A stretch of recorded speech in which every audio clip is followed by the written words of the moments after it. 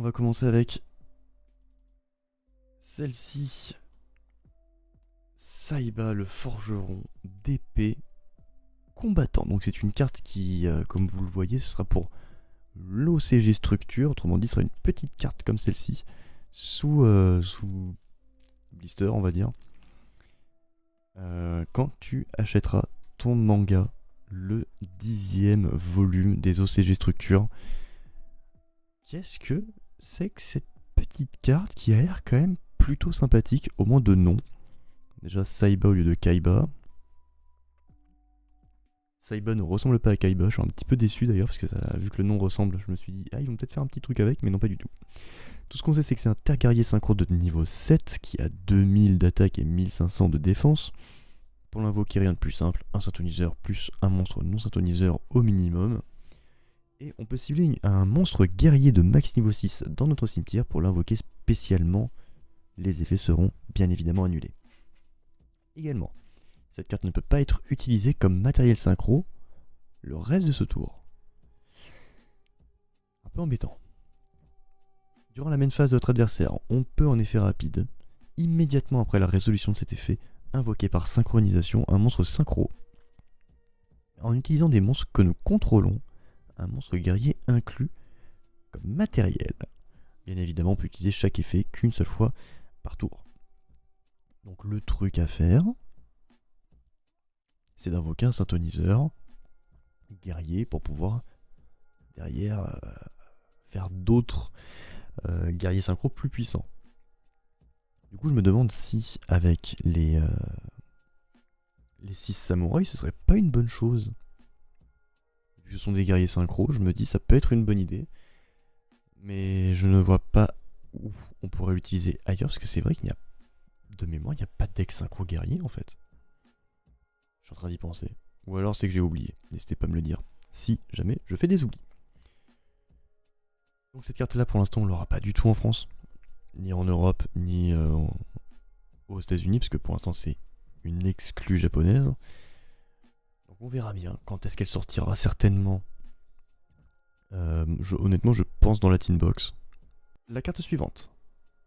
Je la cherche. Donc c'est également une promo. Cette fois-ci c'est la promo V-Jump du prochain V-Jump qui sortira en mars de mémoire.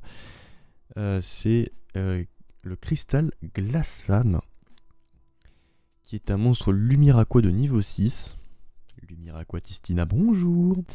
300 d'attaque, 1900 de défense. Du coup c'est la promo V-Jump d'avril qui sortira le 21 février, autrement dit dans pas longtemps. Elle n'est non destructible par des effets de cartes. Déjà ça commence bien. On ne peut utiliser chacun des effets suivants qu'une seule fois par tour. Si votre adversaire contrôle minimum 2 monstres de plus que vous, vous pouvez invoquer spécialement cette carte depuis votre main. Bel avantage pour faire des rangs 6. Vous pouvez cibler un monstre à effet contrôlé par votre adversaire à annuler ses effets.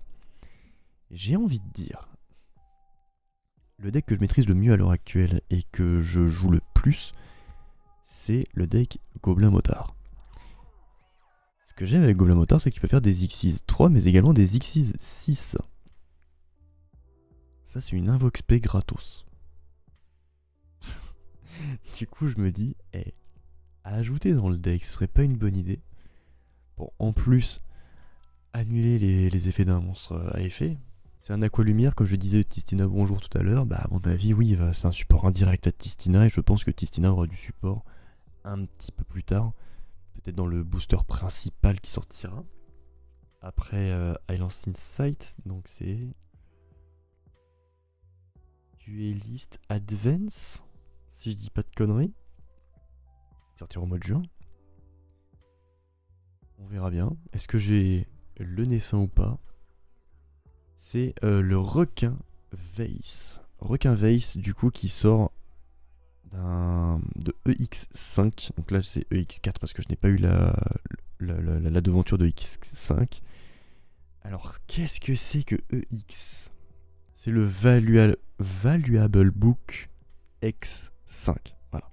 Les Valuable Book en OCG, du coup, ça sert à avoir les tarifs du marché sur les cartes.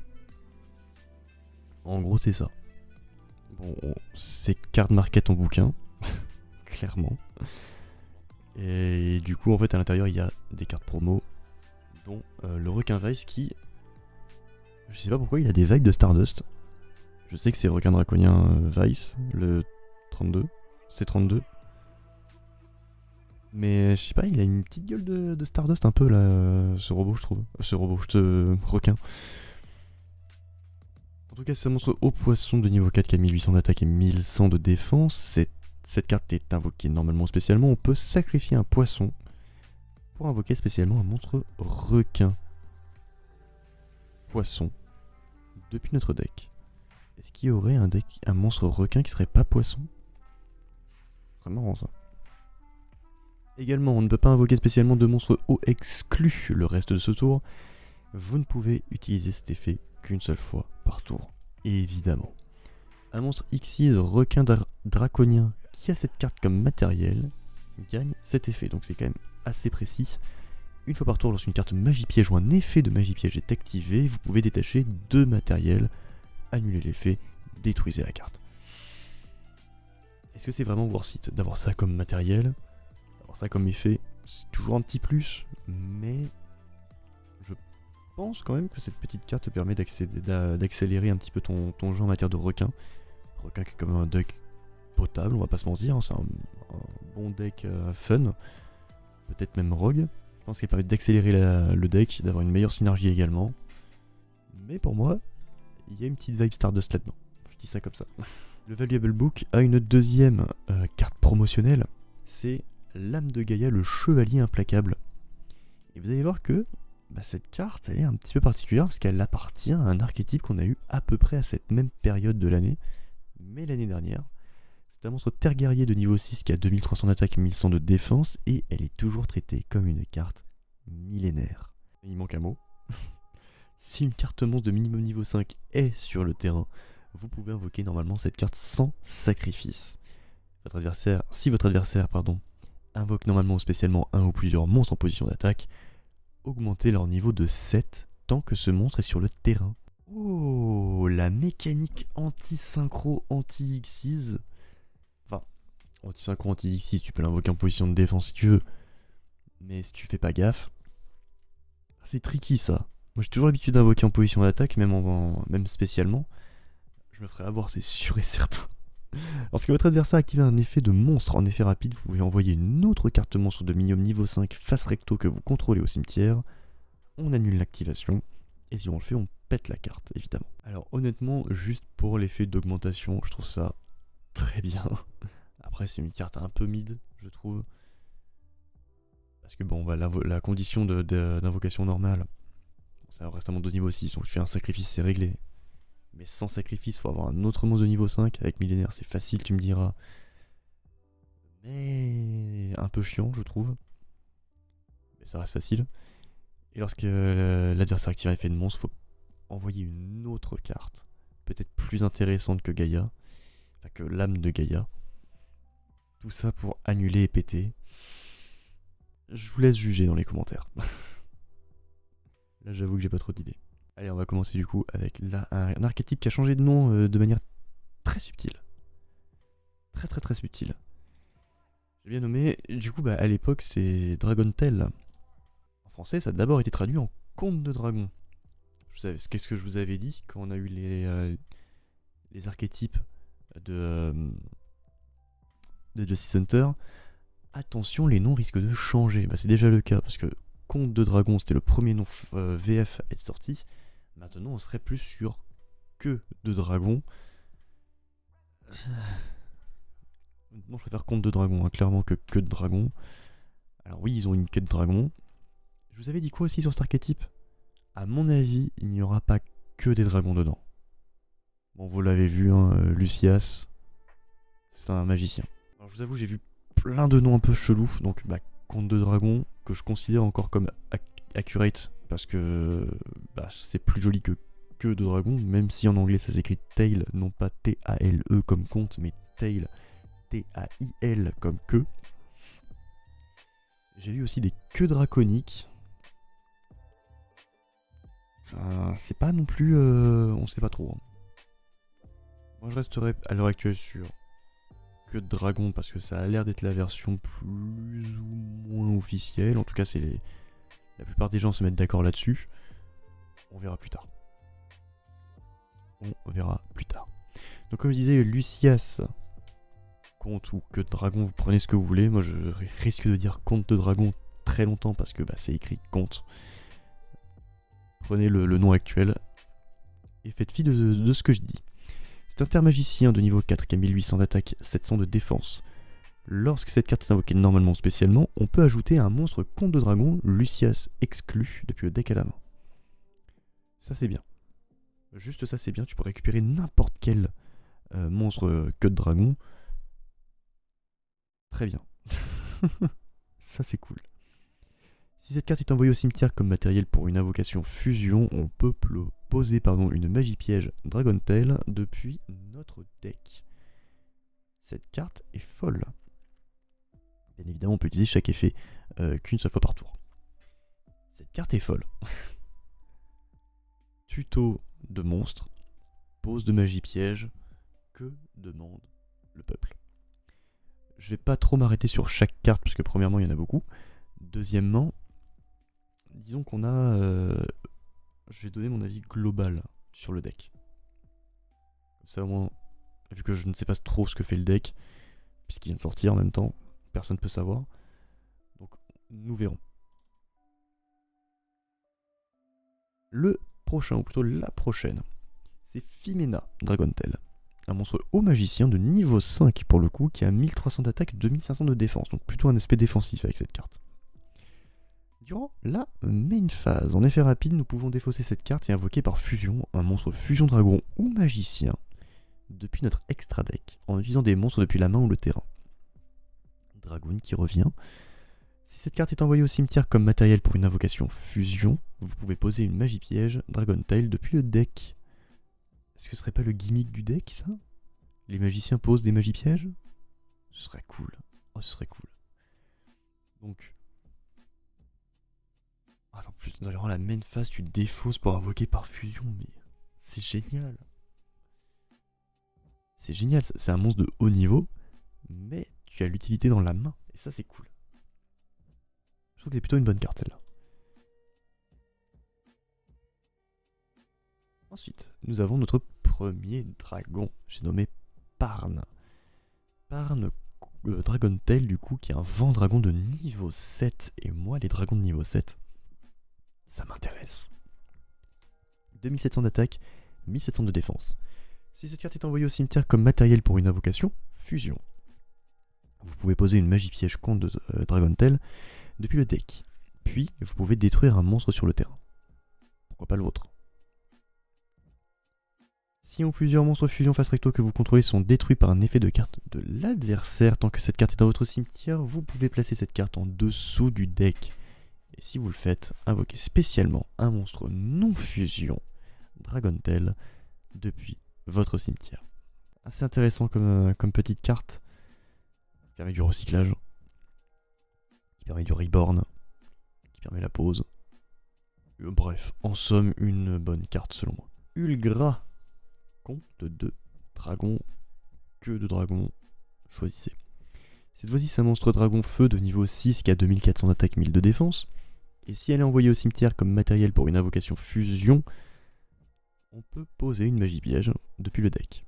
Puis, vous pouvez détruire une magie piège sur le terrain.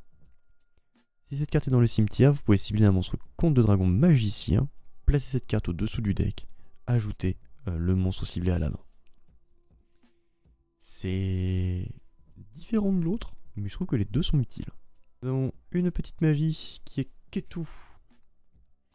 Ketu, donc c'est une magie normale, qui nous permet d'ajouter un monstre Dragon Tail depuis le deck à la main. Juste ça. Ça déjà c'est une bonne chose. Puis, si votre adversaire contrôle un monstre, vous pouvez invoquer par fusion un monstre dragon ou magicien depuis l'extra deck, en utilisant des monstres depuis la main ou le terrain. C'est une invocation fusion classique, c'est une carte de tuto plus une poly. Bon voilà, j'ai envie de dire pas trop mal. Et on a une deuxième carte magique qui est Dragon Tail Raoult. Raoult du coup qui nous permet de faire une invocation fusion depuis notre extra deck en utilisant des monstres depuis la main, le deck et ou le terrain. Et on ne peut pas invoquer des monstres spécialement, excepté des monstres fusion, depuis l'extra deck, le reste de ce tour après la résolution de cette carte. Là pour le coup c'est une fusion un peu plus classique, mais plus typée Branded Fusion. J'ai pas grand chose à dire sur cette carte parce que c'est à peu près le même, c'est à peu près le doublon de l'autre carte, mais sans la tuto et de la fusion par le cimetière. Pas grand chose à dire là-dessus. Il y a deux pièges également. La première c'est la corne des guerriers contre de dragon. Ciblez un monstre en position d'attaque, renvoyez-le à la main ou à l'extra deck. Juste ça, compulse. Puis vous pouvez placer une carte contre de dragon, excepté celle-ci, depuis le cimetière ou la zone bannissement au-dessous du deck. Piochez une carte. Ah oui, bah là il y a tout hein. Oui, bah oui, je prends cette carte avec grand plaisir. C'est une bonne carte. Et enfin, Flamme du Dragon Tail. Encore une fois, on va essayer de le dire en anglais pour garder la subtilité. Piège normal également. Ciblez une magie face recto sur le terrain et annulez ses effets jusqu'à la fin du tour. Puis vous pouvez placer une carte Dragon Tail, celle-ci exclue depuis le cimetière ou la zone bannissement au-dessous du deck, piochez une carte. Grosso modo, ça empêchera un petit peu l'autre deck de bien fonctionner, vous allez comprendre. Monstre fusion. Alors comme je le disais, je sais pas si c'est compte de dragon ou que de dragon. Parce que comment ça s'appelle ? La traduction a légèrement changé entre temps. Celui-ci, hein, vous le connaissez, puisque c'est la carte qui a comment ça s'appelle, lancé le truc des contes de dragon ou des queues de dragon sur Justice Center. Putain, je vais y arriver, hein. Ouh, j'ai du mal ce soir. On a son nom, Altarion. C'est un monstre Terre Dragon Fusion de niveau 8, 3000 d'attaque, 2500 de défense. On se doute un petit peu utilisé avec Albaz.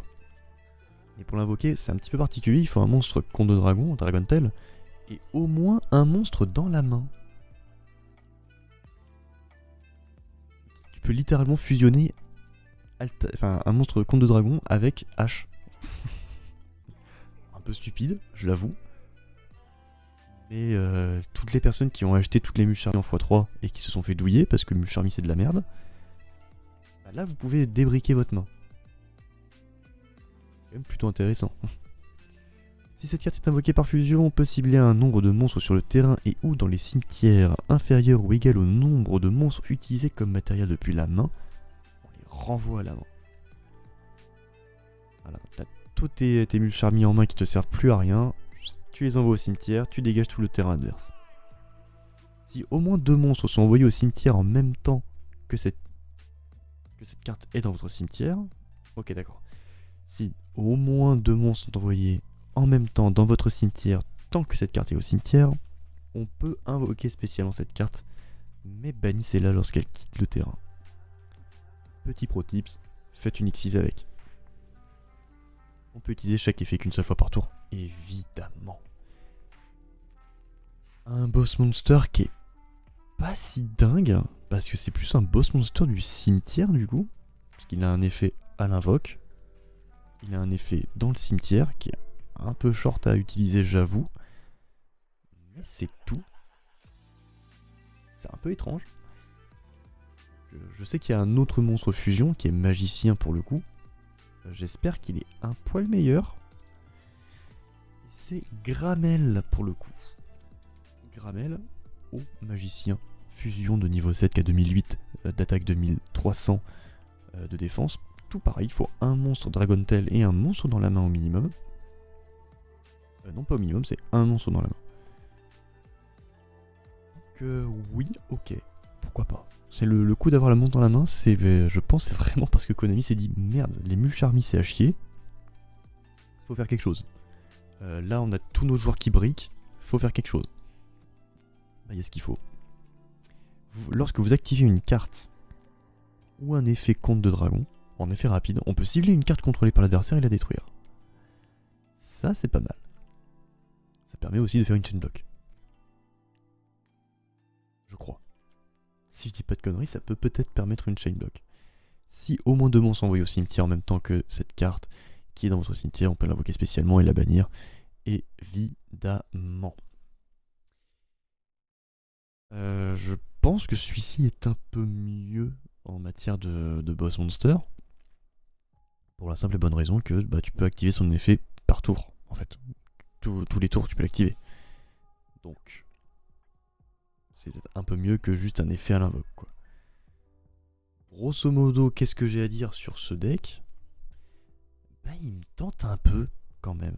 Ça fait longtemps qu'un deck m'a pas tenté. Je crois que le dernier deck qui m'a tenté, c'était Gobelin. Oui, c'était Gobelin, le dernier deck qui m'a tenté, que j'ai monté. Ça date, hein. Mais j'avoue que lui...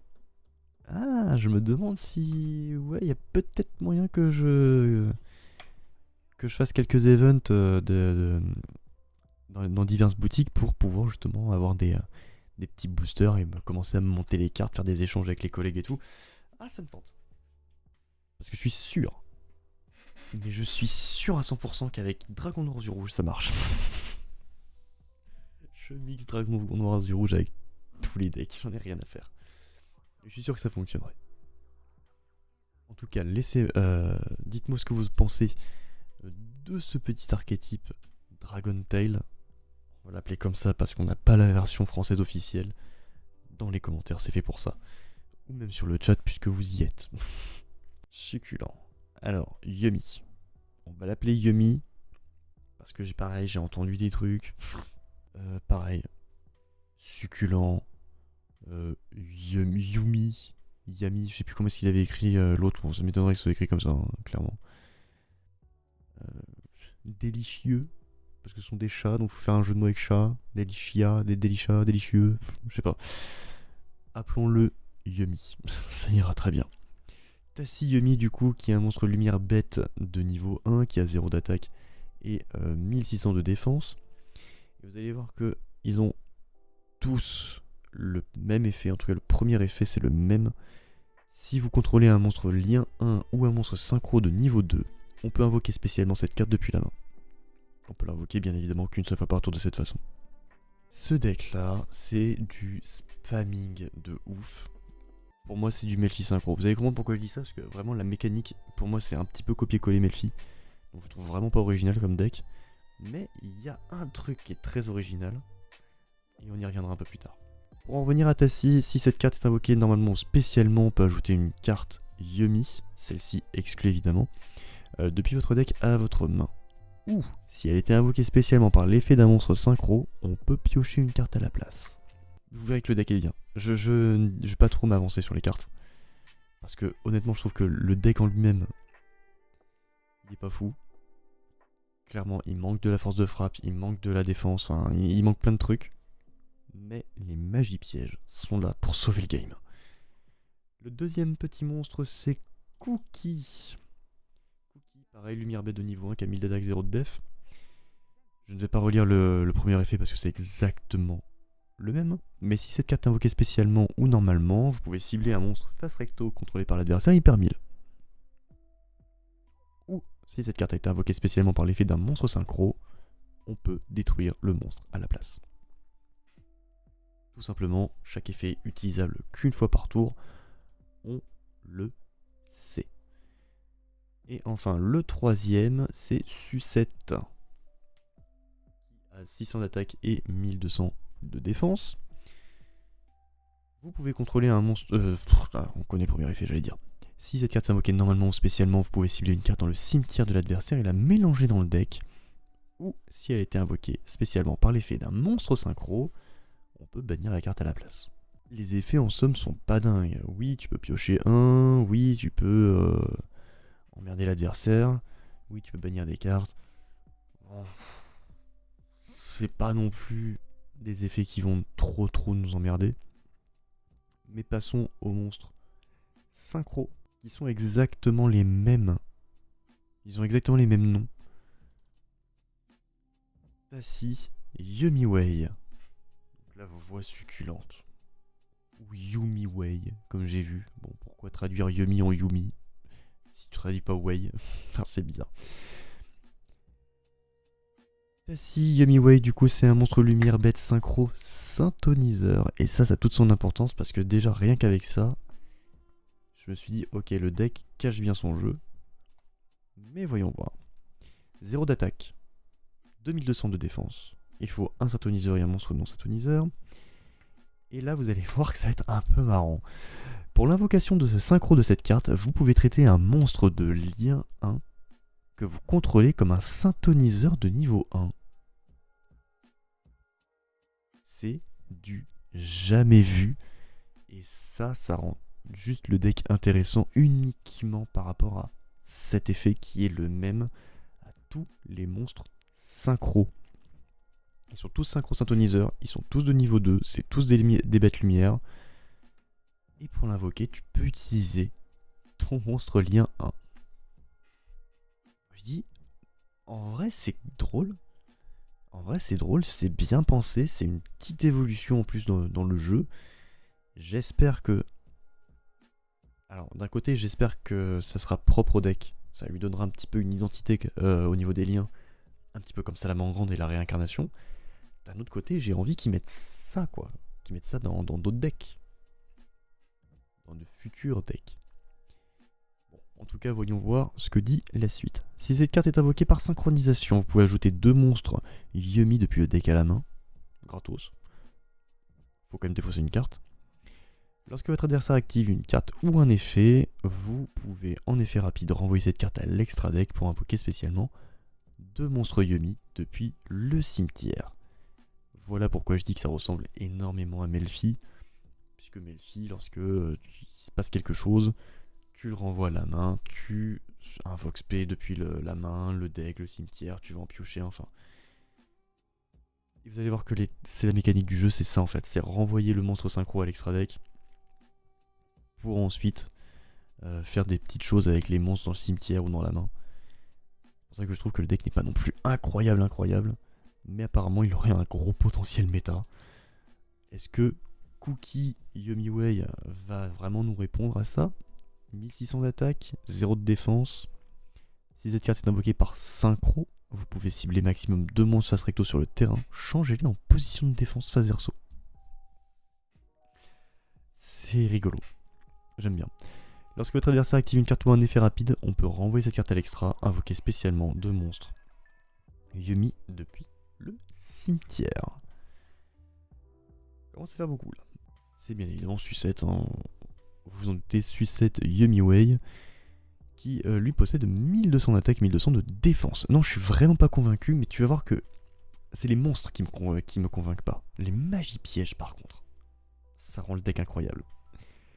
Si cette carte est invoquée par synchro, vous pouvez invoquer spécialement 2 monstres Yumi depuis le cimetière, mais par contre il faut annuler les effets. Lorsque votre adversaire active une carte ou un effet, on peut renvoyer cette carte à extra deck, invoquer spécialement 2 monstres Yumi depuis votre cimetière. Donc c'est un monstre lien 1, vous vous en doutez. Il s'appelle Atrapi.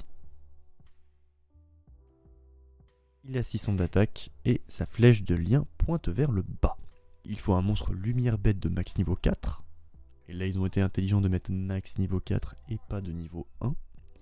Parce que du coup comme ça Luca peut l'utiliser. Si cette carte est invoquée spécialement, on peut placer une magie de terrain Yumi depuis la main ou le deck face recto sur votre terrain. Alors depuis la main c'est un peu con quand même. Quoique pendant le tour de l'adversaire, ça peut être marrant. Aussi, on ne peut pas invoquer par lien de monstre de minimum lien 3 le reste de ce tour. Et on peut utiliser cet effet qu'une fois par tour évidemment. Une fois par chaîne durant la battle phase. Et là, rien que ça le monstre est pas mal. Immédiatement après la résolution de cet effet, vous pouvez payer 1000 points de vie et invoquer par synchro un monstre synchro en utilisant des monstres que vous contrôlez. C'est plutôt cool, je l'admets. Ce monstre est plutôt cool. Parce que tu peux te faire des synchros à foison en fait. Tu peux juste faire des synchros à foison. Tu ramènes dans l'extra, tu fais tes machins, tu refais tes synchros. Tu ramènes dans l'extra, tu refais tes synchros et c'est réglé. Tu fais ça constamment, tu peux faire les 3 synchros en un seul tour adverse. T'auras perdu 300 points de vie, certes. Mais au moins tes monstres seront pas détruits.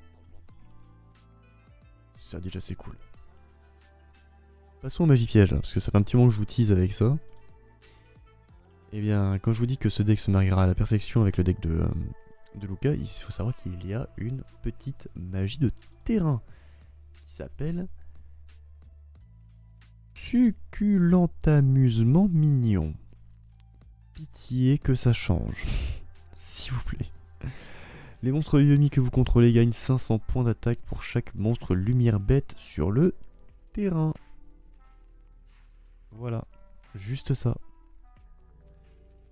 Vous pouvez utiliser chacun des effets suivants qu'une seule fois par tour. Si vous contrôlez un monstre de lien 1, on peut cibler un monstre Yomi de niveau 1 dans le cimetière pour l'invoquer spécialement. Si cette carte est dans le cimetière, on peut cibler 2 monstres Yomi dans votre cimetière et ou bannissement. Placez les monstres et cette carte en dessous du deck dans l'ordre de votre choix. Donc déjà au niveau recovery, on est excellent. Maintenant je vais vous rappeler quelque chose. Tu as les 3 monstres dans ta main. Tu as les 3 Yomi et un autre que tu as en double. Admettons. On va dire que tu as un Tassi, un Cookie, 2 sucettes. Tu invoques ton premier sucette. Tu fais ta lien va récupérer la magie de terrain. Déjà cool. En plus de ça, tu peux réinvoquer ton sucette depuis le cimetière avec la magie de terrain. Et les 3 autres, tu peux les invoquer. Ce qui fait que tu as un total de 5 monstres sur le terrain. Tes monstres Yomi gagnent donc 2500 points d'attaque. Juste ça, ça m'a convaincu. Ça m'a convaincu pour dire oui, le deck peut être dangereux. Je crois que celui qui en a le plus, il a 2200, donc tu fais le calcul, hein, 4007. Ça te fait quand même un beau T1. Ça te fait un beau T1 quand même. Bien évidemment, il y en a une deuxième. C'est pour ça que je dis que ça se mariera quand même très très bien avec Luca. Et cette fois-ci, c'est Poti. Si vous invoquez par synchro un monstre synchro lumière bête, vous pouvez cibler une carte contrôlée par l'adversaire et la péter. C'est gratuit, ça fait plaisir. Si plusieurs monstres face recto que vous contrôlez quittent le terrain à cause d'un effet de carte de l'adversaire, vous pouvez invoquer spécialement un monstre Yomi depuis le deck, gratuitement.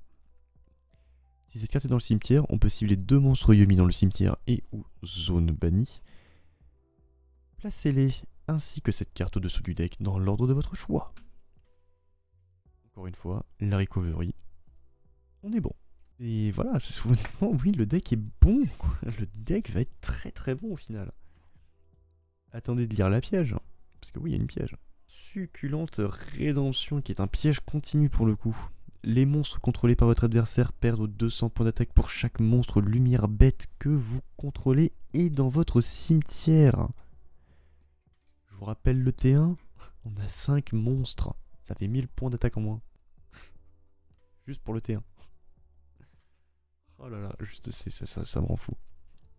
Ça me rend fou. Une fois par chaîne, si vous invoquez par synchro un monstre synchro lumière bête, vous pouvez piocher une carte. Puis placer une carte de votre main sous le deck. Vous pouvez bannir cette carte depuis votre cimetière, cibler un monstre Yomi que vous contrôlez et un monstre contrôlé par l'adversaire. Et changer le contrôle des 2 monstres.